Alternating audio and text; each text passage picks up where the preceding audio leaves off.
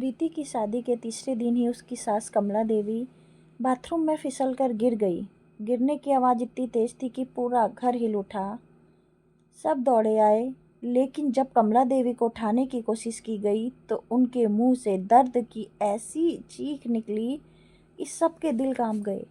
अस्पताल में जाकर डॉक्टर ने बताया कि उनकी रीढ़ की हड्डी में फ्रैक्चर है और कमर से नीचे तक पूरा प्लास्टर चढ़ाना पड़ेगा। 3 महीने का सख्त बेड रेस्ट। ये खबर सुनते ही जैसे शादी का सारा रंग फीका पड़ गया। घर में सभी तक शहनाइयों की आवाज़ ही गूंज रही थी, लेकिन अब हर चेहरा उदासी से झुक गया था। रिश्तेदारों की चहल पहल, हंसी ठिठोली सब खत्म, एकदम कहाँ गायब। सबसे पहले प्रीति के देवर अनिकेत की पत्नी पूजा बोली, अब जब माँ की ऐसी हालत है तो हम क्या करेंगे यहाँ रुककर। अब रिसेप्शन तो कैंसिल हो ही गया है, घर में खुशियों की जगह टेंशन है।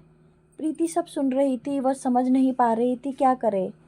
3 दिन पहले ही तो इस घर की बहू बनी थी, अब सासू माँ का बिस्तर से उठना नामुमकिन था।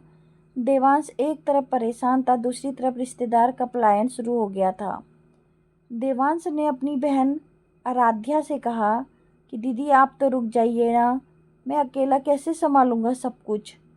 माँ को उठाना बिठाना, खाना देना, दवा टाइम पर, और मधु मतलब प्रीति, उसे तो अभी कुछ भी ठीक से पता नहीं है। आराध्या ने थोड़ी हिचकिचाहट के साथ कहा, भाई देखो मैं चाहती तो हूँ कि रुक जाऊँ, लेकिन घर में बच्चे अकेले हैं और वैसे भी अपनी रिसेप्शन को कैंसिल हो गई है, तो अब रुक कर क्या फ़ायदा। माँ अब ठीक होने से पहले महीने लगेंगे, तुम दोनों को ही संभालना पड़ेगा। देवांश ने बुआ से कहा, बुआ जी आप ही कुछ दिन देख लीजिए, माँ आपको सबसे ज़्यादा मानती है। बुआ ने सिर झुका लिया, बेटा मैं तो खुद ही कमर संभाल नहीं पाती, तेरी माँ को क्या संभालूंगी। आखिर में धीरे धीरे सब अपने अपने घर लौट गए और घर रह गया सिर्फ 4 लोगों का, देवांश, उसकी नई नवेली पत्नी प्रीति और प्लास्टर में जकड़ी कमला देवी। रात को जब शांत हो गया तो देवांश अस्पताल से लौटते वक्त बहुत परेशान था। उसने देखा कि प्रीति रसोई में अकेली खड़ी है, गैस पर दूध उबल रहा था और उसकी आंखों से आंसू गिर रहे थे। देवांश ने पास जाकर कहा, मधु तुम परेशान मत हो, सब ठीक हो जाएगा। प्रीति ने धीरे से कहा, मैं परेशान नहीं हूँ, बस सोच रही थी कि शादी के चौथे दिन ही ये सब क्यों हुआ। मुझे तो समझ ही नहीं आ रहा था, मैं कहाँ से शुरू करूँ, कौन सी जिम्मेदारी पहले निभाऊँ। देवांश ने उसके कंधे पर हाथ रखकर कहा, हम दोनों मिलकर सब संभाल लेंगे। अगले दिन सुबह डॉक्टर ने बताया कि कमला देवी को हर 4 घंटे में दवा देनी होगी, हर 3 घंटे में उनकी पोजीशन बदलनी होगी और हर दिन उनके शरीर को साफ कपड़े से पोंछना होगा ताकि इन्फेक्शन ना हो। प्रीति ने सब नोट किया, फिर बोली, ठीक है डॉक्टर साहब मैं देख लूँगी। देवांश ने ऑफिस से छुट्टी ली, लेकिन 2 दिन बाद ही उसे जाना पड़ा। उसके ऑफिस में बड़ा प्रोजेक्ट था। उसने प्रीति से कहा, तुम्हें थोड़ी परेशानी होगी, लेकिन मैं हर शाम जल्दी लौट आने की कोशिश करूँगा। प्रीति ने मुस्कुरा कर कहा, चिंता मत करो मम्मी, अब मेरी भी जिम्मेदारी है। और वहीं से शुरू हुआ आयुषी का असली इम्तहान। पहले ही हफ्ते में उसे समझ आ गया कि एक बीमार सास की सेवा करना आसान नहीं है। कमला देवी दिन में 10 बार कुछ न कुछ बुलाती, बहू पानी दो, बहू तकिया सीधा करो, बहू ये दवा तो बहुत कड़वी है, और कभी कभी झुंझला कर कह देती, मेरे बेटे को भी चैन नहीं है और तुझे भी कुछ नहीं आता, कैसे संभालेगी घर। प्रीति चुपचाप सब सुनती लेकिन जवाब नहीं देती। वह हर बात में जी माँ कहकर लगा जाती। कभी दवा देती तो कभी गर्म पानी, कभी दवा देती तो गर्म पानी, कभी पैर दबाती थी, कभी कमरे में अगरबत्ती जलाकर माहौल ताज़ा करती।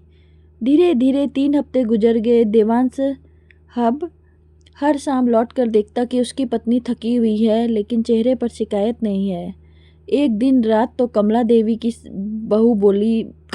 बोली, बहू तुझे तो तेरे घर जाना था ना, पग फेरे। आयुषी मुस्कुरा दी, माँ घर तो अब यही है, मायके जाना रह जाएगा, जब आप ठीक हो जाएंगी तब चली जाऊंगी। कमला देवी चुप रही, उन्हें भीतर कुछ गहरा एहसास हुआ। कि 3 महीने बीते हैं, प्लास्टर उतरने का दिन आया। डॉक्टर ने कहा अब धीरे धीरे चलने की कोशिश करनी होगी। कमला देवी ने सबसे पहले उठकर अपने बेटे को नहीं बल्कि बहू को देखा। बहू तूने जो किया वो बेटा भी नहीं कर पाता। मैं सोचती थी कि नई पीढ़ी में सेवा भाव नहीं होती, लेकिन तूने साबित कर दिया कि नई बहुएं भी माँ की तरह दिल रखती हैं। प्रीति की आंखों में आंसू आ गए। देवांश ने कहा माँ अब आप आराम से रहें, और अब तो रिसेप्शन की भी नहीं हुआ था, तो चलो अब करते हैं। सब हंस पड़े, लेकिन कमला देवी ने कहा अब मुझे कोई रिसेप्शन नहीं चाहिए। मेरी बहू की सेवा ही मेरे लिए सबसे बड़ा उत्सव थी। इसने जिस तरह दिन रात मेरी देखभाल की, वही इसका स्वागत था। उस दिन के बाद कमला देवी हर किसी से कहा करती थी शादी सिर्फ मंडप और रस्मों से नहीं होती है। असली शादी तब होती है जब बहू की जिम्मेदारी निभाने लगती है, और मेरी आयुषी ने वो जिम्मेदारी निभाई है और जीती भी है। और इस तरह एक दुर्घटना में बहू और सास के रिश्तों को एक अटूट डोर में बांध दिया। कभी कभी किस्मत हमारी परीक्षा लेती है, पर वही परीक्षा लेने रिश्तों को मजबूत भी बना देती है। प्रीति को अब कोई नहीं कहता था नई बहू, अब सब उसे कहते थे घर की लक्ष्मी। घर आपकी ये कहानी अच्छी लगी तो लाइक से सब्सक्राइब करके ज़रूर करना।